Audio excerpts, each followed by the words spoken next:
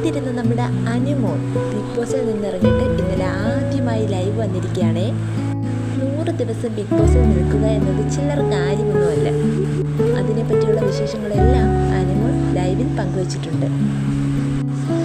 തനിക്ക് മൂക്കിൽ ഒരു സർജറി ഉണ്ടെന്നും പക്ഷേ ഇപ്പോൾ തിരക്കുകൾ കാരണം അത് മാറ്റിവെച്ചിരിക്കുകയാണെന്നാണ് താരം പറയുന്നത്.